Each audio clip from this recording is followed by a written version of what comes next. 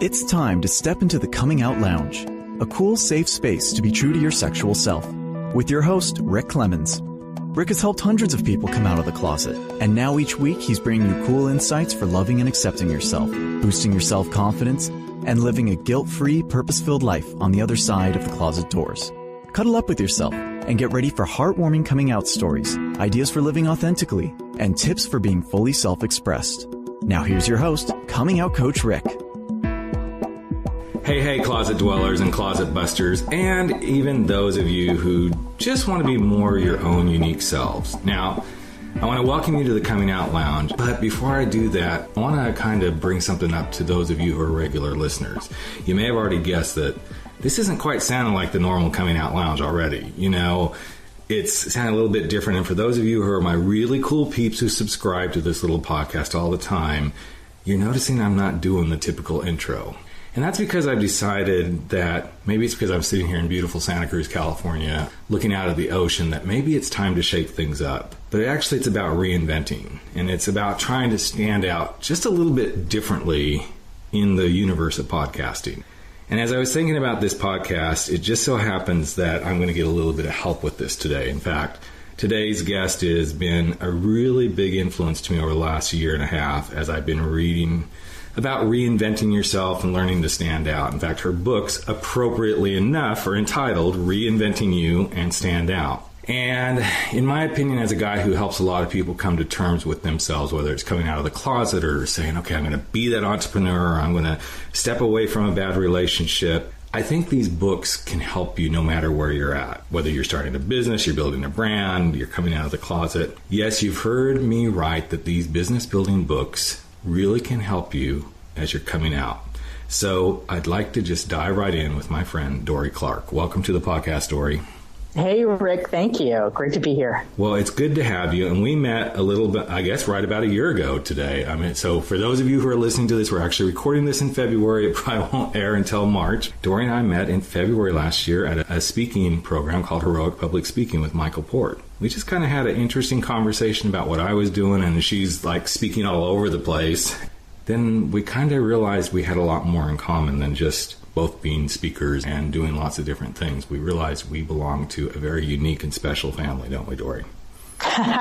We're both really wicked gay. We really, really are. And what I loved about watching you in this very interesting space that we were in, I would say, very heteronormative environment, was you were just standing out and being totally you. And I don't know, it just inspired me, because something tells me that it's, like for most of us, probably taking some time for you to really step into just going, this is me. Is that a pretty accurate assessment?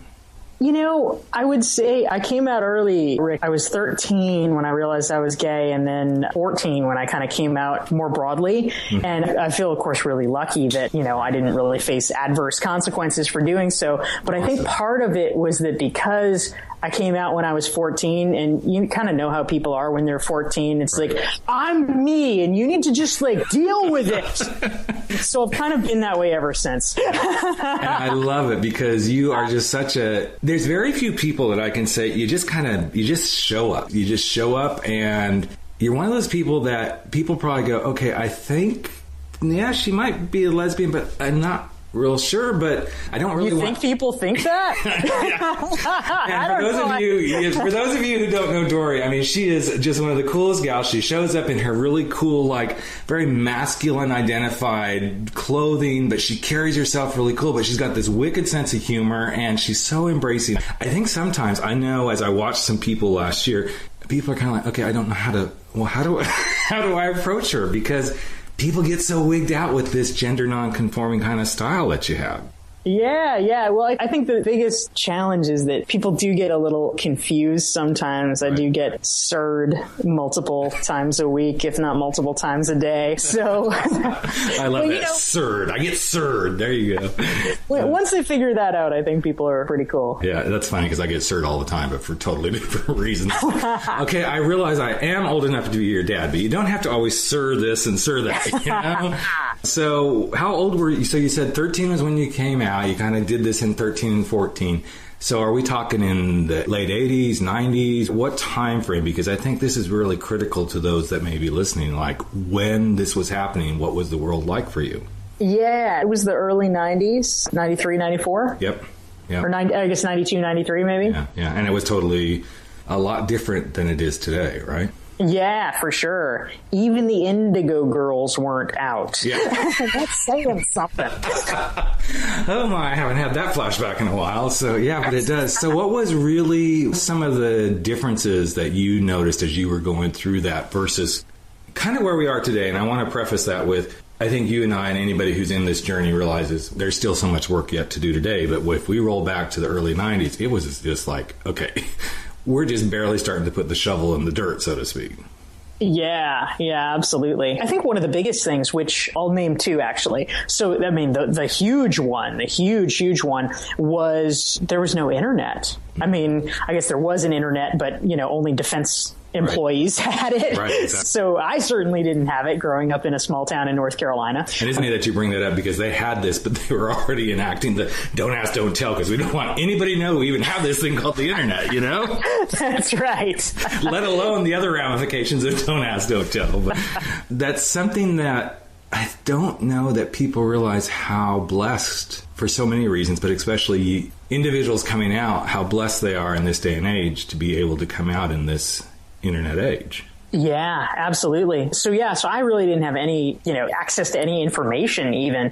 So the way that I was able to get information, it kind of led to maybe some funny quirks in terms of my coming out. Right. Is I was a subscriber to a lot of magazines, and I really loved and love news magazines. And so one of them was called the Unqiue Reader, which is basically it's kind of a, sort of liberal compendium of the best articles, a kind of roundup of other articles, kind of like The Week. Yep. And so I subscribed to that. And it was through the Unqiue Reader that I discovered The Advocate, because they had excerpted some article from The Advocate in there. And so when I realized that I was gay, I'm like, oh, I should get The Advocate. Right. But, I was a teenager and my parents picked up the mail, and it's not like I could get stuff that they didn't have access to. Yeah. It's not like you could say, can you wrap this in like a cover of Glamour or something?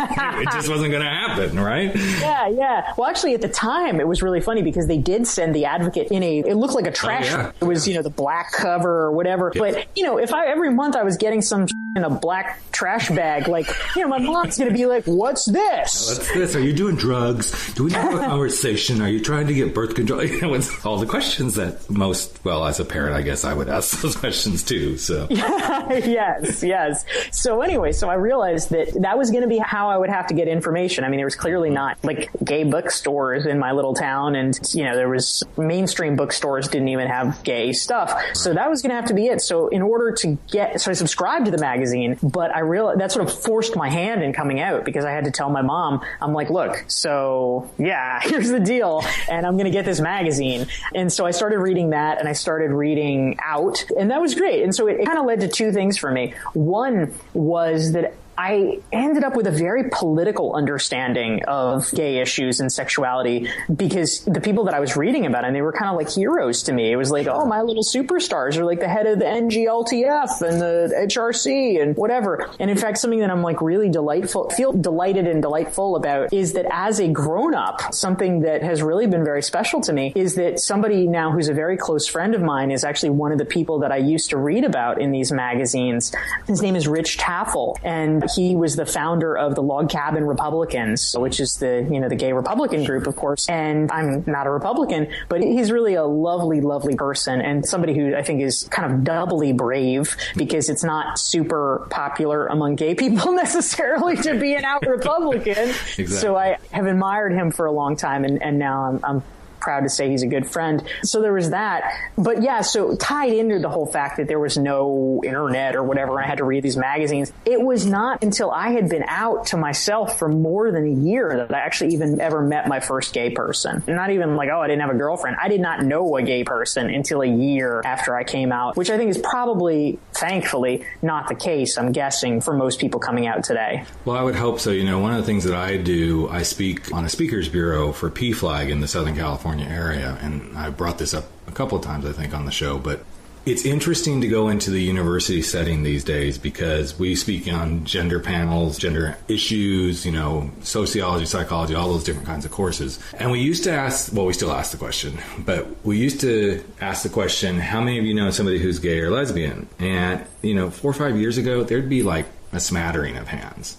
And now when we ask that question, pretty much everybody in the class raised their hands. But now when we ask the question, how many of you know someone who's transgender, we're back to a smattering of hands. So it's a beautiful testament to where we are as a culture and how we're moving through these social, quote, norms, so to speak. I totally hear what you're saying because it was so different. You know, I remember in the 90s, I was struggling with my own coming out as a married man, and I was just so excited when I finally discovered like AOL chat rooms. I was like, yes. Oh my gosh, there's people like me. There's other men like me, you know. It's amazing to see where we have come, yet like you said, it would be surprising to hear if somebody didn't know somebody who was gay or lesbian, you know, if you heard that. But I actually wouldn't be surprised. I don't think I'd be a little shocked, but I wouldn't be all that surprised if somebody said, yeah, I don't really know somebody else. I'd also go, okay, so can I have the address to the rock you're living?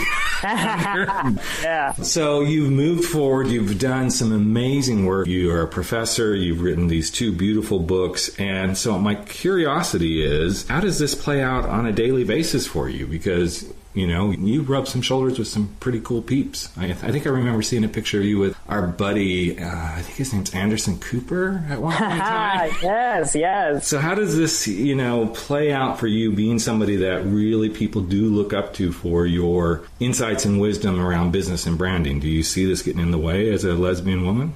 I don't really. I mean, I think that there's probably 2 factors at play. I mean, one, I'm guessing that the lesbian issue is not such a big deal. I think the bigger deal may come from the gender nonconformity, because some people are just, you know, like, this is total conjecture because you don't necessarily know what people are thinking. But I'm guessing, like, if they were considering people for, like, you know, speaking at an event or something like that, they might be like, well, maybe this would be confusing to people. Maybe we should, you know, pick somebody that, like, you know, is it going to be like, oh, is that a man or a woman or like some, you know, some shit like that. People are so uncreative. But, and, you know, I do certain, you know, I get plenty of speaking engagements, but if I had to guess, I would hypothesize that might be an issue if someone was, because, you know, like, if you're booking something for like 500 people and you're kind of taking a risk about what other people's perceptions might be, then they may want to play it safe. So that's you're spot on there, though, because I think we have moved to a space where, like it or not, people are kind of like, okay, we get this gay and lesbian thing, it's out there. But it's kind of like wrapping your head around the whole transgender identity. You know, people are saying transgender movement. I'm like, it's not a movement. It's just who these beautiful people are. But I think it's that mental thing we go through as humans, like, okay, I can get this. Oh, but now you just threw a new wrinkle in this because you're showing up and you're a woman with short hair. You're wearing like shirts and sweaters and jackets that, you know, are very masculine in nature. So now my head's got to get wrapped around that. And I can see where that's a big mental stumbling block for some people. Instead of just going, okay, this is what she's comfortable in, which would be my guess, right? You're just comfortable in those types of clothes. It's kind of like looking at Steven Tyler and going, okay, but I realize he's this really big rock star, but he wears such feminine clothes. Well, if that's what he wants to wear, that's what he wants to wear. Yeah, exactly. But it is actually really interesting because I think that, you know, in terms of the feedback that I get from some people, you know, I hear, and I've heard it enough times, you know, for it to certainly sort of feel like a pattern. I hear from a lot of people like, oh, you're so authentic. You're so authentic. I think that, you know, what that means is that I think people, to a certain extent, may still feel it's a little rare to just be, really openly gay and sort of willfully contravening gender presentation norms. Yeah. But I think those gender presentation norms are what's so beautiful in this day and age. I know as a father of two, it's hard to say it, young women now, because I do see them as young women, because my youngest one's going to be only a couple of more years as a teen, but to just watch them in their world be much more accepting and demonstrating their own ways of showing up in gender non-conforming ways. My youngest one, she's totally into her like flannel shirts and, T-shirts and all that sort of stuff, and her kind of combat boots. And to most people that would be, that's very masculine. And yet when she puts it all together, I don't see masculine or feminine. I see her as she is, right, and who she is. I'm sure this is part of, what you deal with, as you've just kind of shared from time to time, these ideals that people have of, okay, well, this is what's supposed to be. In fact, it was kind of ironic. And I wanted to snap a picture, but I was kind of in a hurry on the road yesterday coming up to Santa Cruz, but I stopped at a rest stop to go to the restroom, and there was a VW van, like one of the old surfer vans, stopped there, and I couldn't really see this person, but it was tall, lanky, had a headband on, like a, kind of an Aunt Jemima headband on the head, skirt, long sweater, and the more I kept looking, I'm like, I do believe that's a guy. And as I started to pull away, I'm like, it is a guy. And I wanted to stop because I wanted to just walk up to him and say, I want to just commend you for just being you. Because I could just tell by the way his movement was, he was just so comfortable, and he had a beard, and, I could just tell he was just one of those people like, I'm going to be me. That's all it is. Yeah. So for you, when did this really start being like, okay, I'm going to assume again, and I hate to do that because that makes me a big ass sometimes, but I'm going to assume that this whole gender non-conforming stuff started pretty much from the moment you said, okay, this is me at age 13 and 14. You were probably already kind of pushing the boundaries in your dress. Sure. Yeah. I mean, these things, and it's interesting because to a certain extent, the rise of awareness in transgender issues I think overall it's a really good thing, but it also it's interesting, how it's framed sometimes, because in some ways there's a movement to just kind of like blow up gender. Yeah. But in other ways, I think sometimes it might be confusing for people because they might assume, because gender reassignment is a thing now, people who are masculine, they might start as women, but then they're going to become men, right? Mm-hmm. And for me, I'm not interested in transitioning. I don't consider myself transgender. Right. I just consider myself a sort of masculine presenting woman. Yeah. And so I feel like my mission or my contribution, as it were, my inadvertent contribution is to hopefully just kind of widen the spectrum of what people think of as possible as a female identity. And so for me, this is something that, much like gender identity is something that is pretty much inborn, I think, where one falls on the spectrum of gender presentation to a large extent is that. I mean, certainly people have fun and experiment and go in different directions. But for me, since I was a little kid, since as young as I can remember, I've really not been comfortable in dresses and all the sort of super feminine trappings. That's just kind of not my thing. Yeah. My youngest one, she'll have her moments where she likes to get all dressed up and what I would say be more, I hate to even say the word girly because that's not what it is, but just be more feminine. But for the most part, she's like, I like my ripped jeans, my flannel shirts, my T-shirts, and she's just a real casual kid, kind of the skater kid, and I really admire that she can be, and we went through some challenges around that for about a year of her trying to land and find herself. But I admire her for just saying, I'm going to just be my version of what femininity means to me. And, I think at 17 years old to have come to that beautiful space takes a lot of guts and a lot of courage. But I've also seen it pay dividends for her, which kind of leads me to the questions, because I want to start talking about your books, because I always love taking something that some people go, okay, why is Rick talking about this? We're supposed to be talking about coming out, and then suddenly now he's going to talk about business and branding and all this stuff. But the reason I said your books have inspired me, not only as a business owner, but I found just numerous things throughout the books that I go, this can speak to someone who's struggling with their sexuality and coming to themselves and reinventing who they are. Now, I don't want to imply that to those that are listening that coming out is a reinvention of who you are. I think there's pieces of it that are, but you've always been who you are.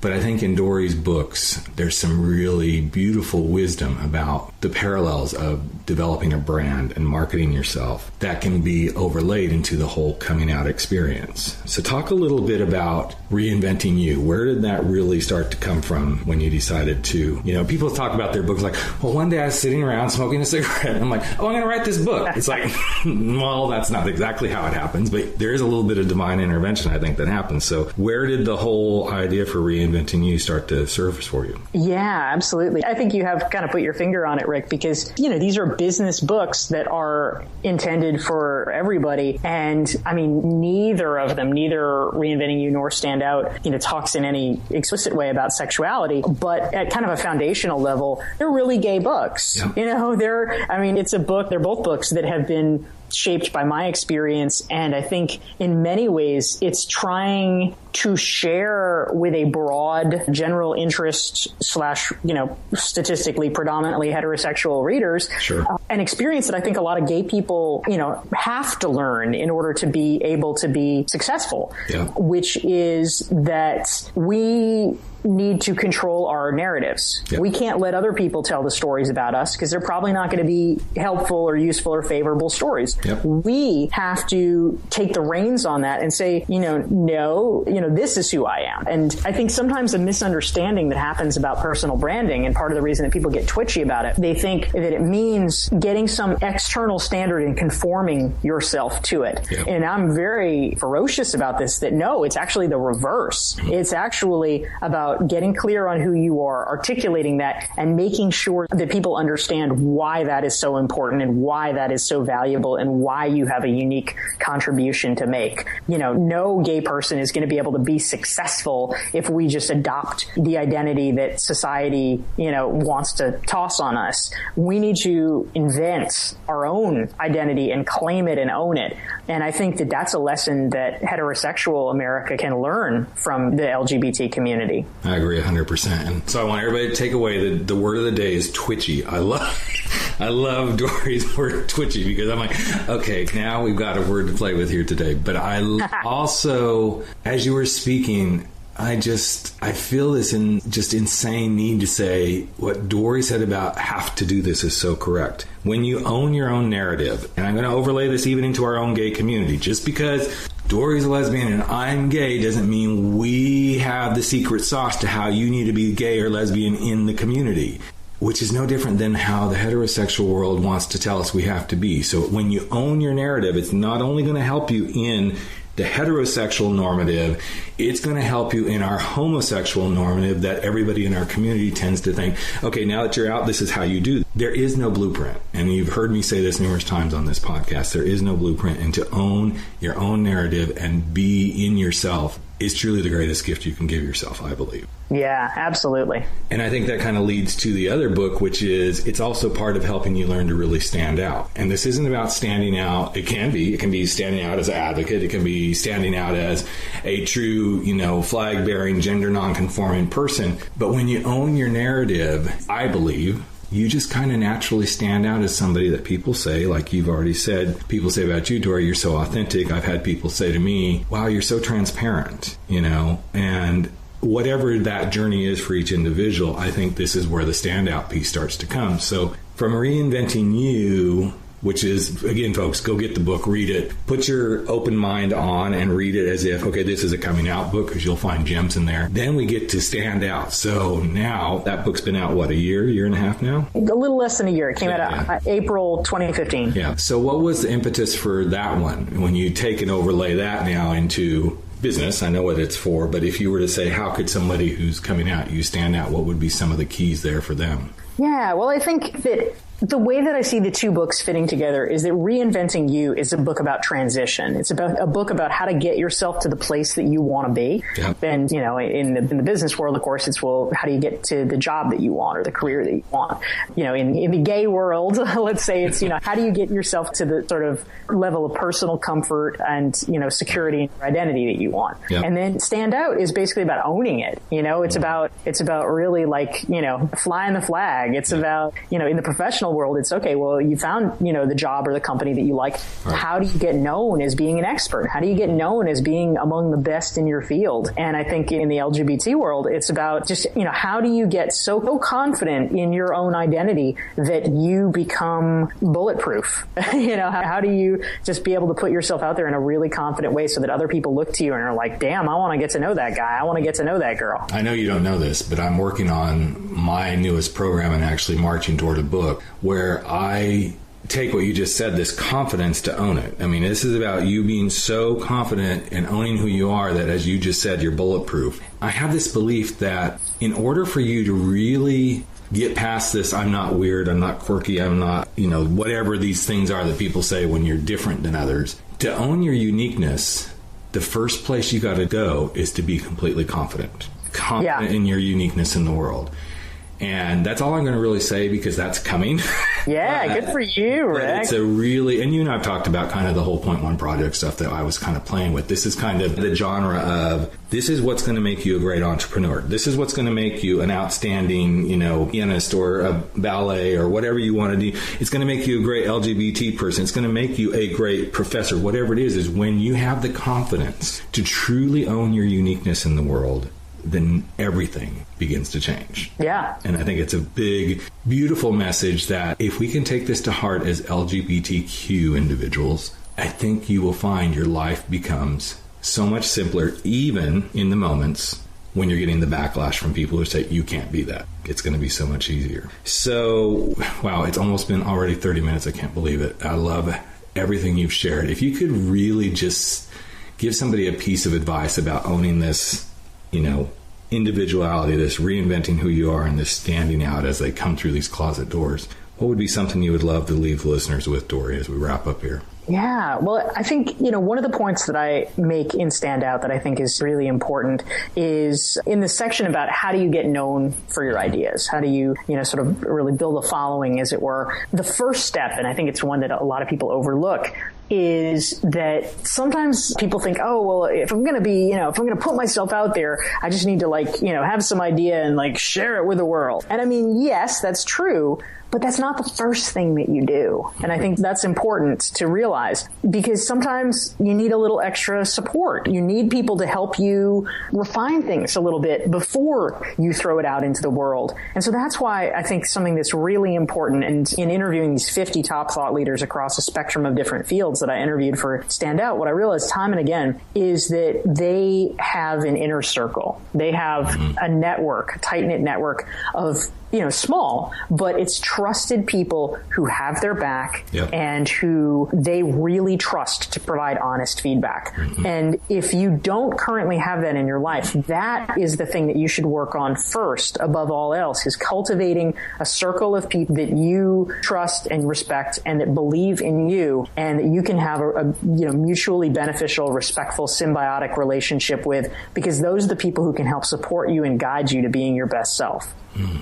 So I'm not laughing because of what you said, because it's so spot on. What I'm laughing at is this is one of those moments where I'm going to say to the listeners, so the universe is going to keep teaching you a lesson till you really get it. This is probably about the 30th or 40th person who has come on the podcast who says you need a really supportive inner circle. So we're teaching you this lesson once again, folks, that this is true, whether it's in business, whether it's in coming out. Find that inner circle that you can truly lean into, and just know, as Dorie said, they've got your back. Doesn't mean they're going to always love on you and, all that, but man, have that group that you can go to and say, okay, here's where I'm at. Because whether it's the coming out, or then suddenly deciding to come out at work, or going through your first relationship struggles outside of the closet, man, having that inner circle is key.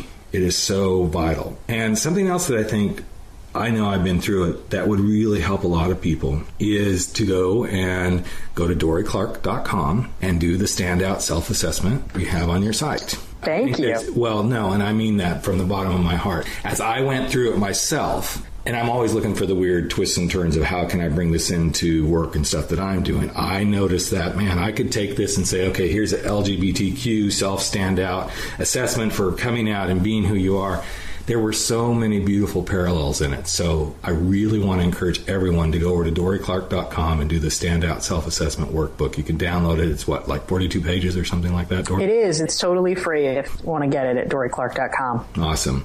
Well, Dorie, thank you so much for joining us here today, and your wisdom, your love, your light in the world. I am so glad to call you a friend and to kind of have you in my bigger inner circle where I can always reach out and say, hey, Dorie, I got something going on. Can you help out or promote or come visit and do all that? So thanks so much for being here. Hey, thank you so much, Rick. Always great talking with you. Absolutely. And if you've enjoyed anything that Dorie and I have said, I'm not going to go through the whole thing because I'm going to try and reinvent even the ending here of my podcast.